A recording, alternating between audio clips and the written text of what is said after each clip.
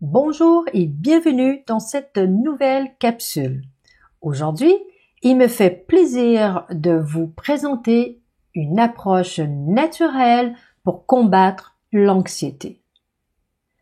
Stressé, anxieux, anxieuse ou à la recherche d'une meilleure santé émotionnelle et physique? Ne cherchez pas plus loin car la variabilité de la fréquence cardiaque, VFC, peut être la clé dont vous avez besoin. Mais avant, connaissez-vous la différence entre la variabilité de la fréquence cardiaque et la cohérence cardiaque? Écoutez bien.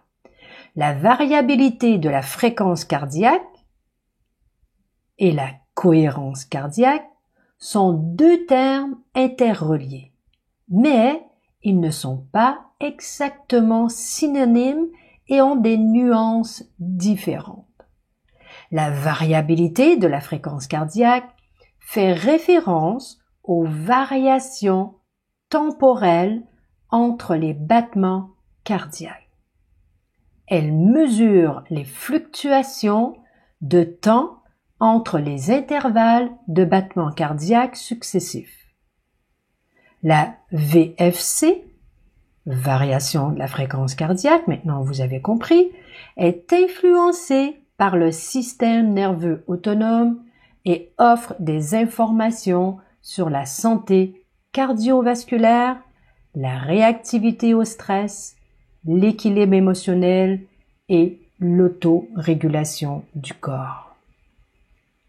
La cohérence cardiaque, quant à elle, est une méthode spécifique utilisée pour améliorer la variabilité de la fréquence cardiaque et créer un état de cohérence entre le cœur, le cerveau et le système nerveux autonome. La cohérence cardiaque se réfère à un rythme cardiaque régulier et harmonieux, avec des variations de fréquence cardiaque cohérentes et synchronisées. La cohérence cardiaque est souvent induite en utilisant des techniques de respiration rythmique telles que la respiration en 6-6. En résumé, la variation de la fréquence cardiaque est une mesure des variations de temps entre les battements cardiaques, tandis que la cohérence cardiaque est une technique utilisée pour créer un état de rythme cardiaque cohérent et harmonieux. La pratique de la cohérence cardiaque peut contribuer à améliorer la variabilité de la fréquence cardiaque et favoriser des avantages pour la santé physique et émotionnelle. La variabilité de la fréquence cardiaque est influencée par l'interaction complexe entre le système nerveux autonome, qui comprend le système sympathique et parasympathique. Le système sympathique est responsable de la préparation du corps aux situations de stress ou d'urgence, tandis que le système parasympathique est responsable de la relaxation et de la récupération.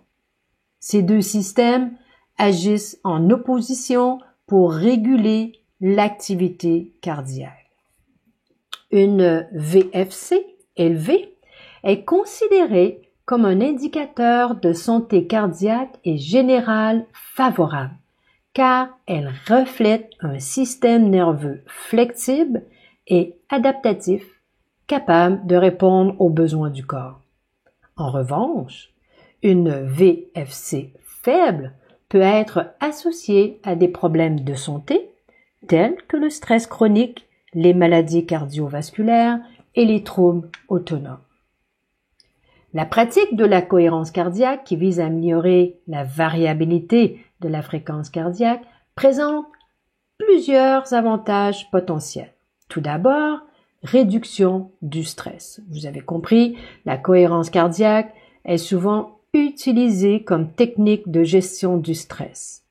En pratiquant des exercices de respiration rythmique qui favorisent la cohérence cardiaque, on peut activer le système nerveux parasympathique, responsable de la relaxation et de la récupération après le stress. Cela peut aider à réduire les niveaux de cortisol, vous savez que c'est l'hormone du stress, et favoriser une plus grande détente mentale et physique. Un autre point, amélioration de la santé émotionnelle. La cohérence cardiaque est associée à une meilleure régulation des émotions. En cultivant un état de cohérence cardiaque, on peut développer une plus grande stabilité émotionnelle, une meilleure capacité à gérer les émotions négatives et une plus grande clarté mentale.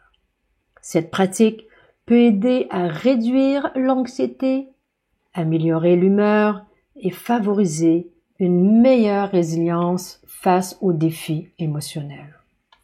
Un autre point, amélioration de la santé physique. Une VFC élevée et une cohérence cardiaque sont associées à une meilleure santé cardiovasculaire.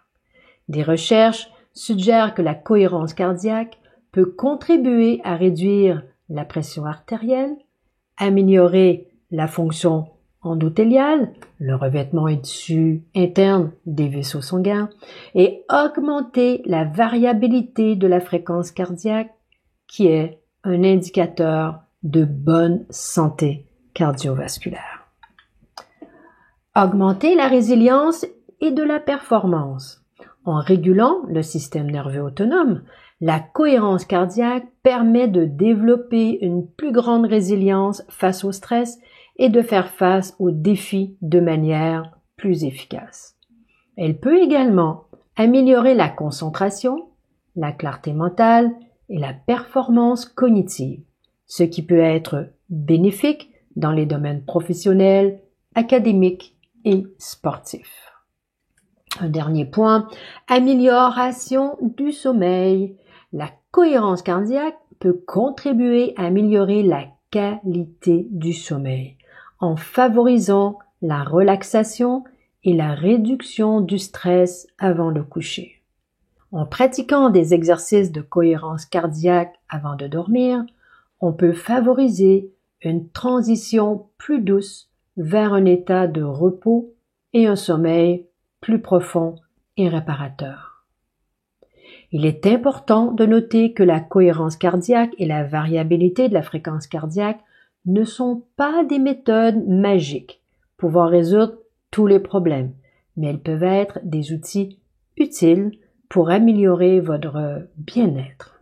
D'ailleurs, pour en savoir plus, je vous place le lien juste en dessous de cette capsule pour découvrir le podcast où nous avons exploré plus en détail l'importance et les applications dans le domaine de la psychophysiologie et du biofeedback.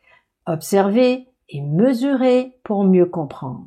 Le biofeedback s'adresse à un large éventail de personnes, notamment les professionnels de la santé.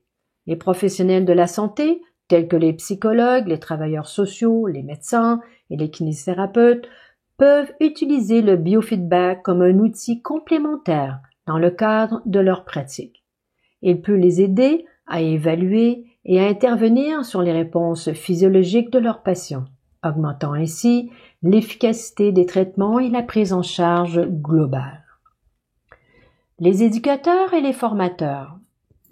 Les éducateurs et les formateurs peuvent utiliser le biofeedback pour aider les apprenants à développer des compétences de régulation émotionnelle et de gestion du stress. Il peut faciliter l'apprentissage en favorisant un environnement calme et propice à la concentration. Les sportifs et les athlètes. Le biofeedback peut aider les sportifs et les athlètes à optimiser leur performance en contrôlant leur activité physiologique. Il peut être utilisé pour entraîner la concentration, améliorer la gestion de l'énergie, favoriser la récupération et aider à atteindre des objectifs spécifiques tels que la régulation du rythme cardiaque ou la synchronisation des mouvements. La modalité du biofeedback VFC est incluse dans le nouveau programme de formation à l'Institut Neurosciences. Mais pas que. La formation met également l'accent sur le neurofeedback, offrant aux participants la possibilité d'optimiser les fonctions cérébrales et de traiter certains troubles et avoir un impact positif sur la santé et le bien-être de leurs clients ou patients. L'Institut Neurosciences offre gratuitement aux élèves le logiciel avec les écrans personnalisés combinant le neurofeedback et le biofeedback pour optimiser les résultats de leurs clients-patients. En espérant que cette petite capsule vous a plu, alors je vous invite à partager, à mettre un pouce et bien entendu, si vous voulez en savoir plus sur la formation, merci de prendre un rendez-vous avec le lien juste en dessous de ce podcast. Ici Guylaine de l'Institut Neurosciences et on se dit à très bientôt pour un nouveau partage. Au revoir.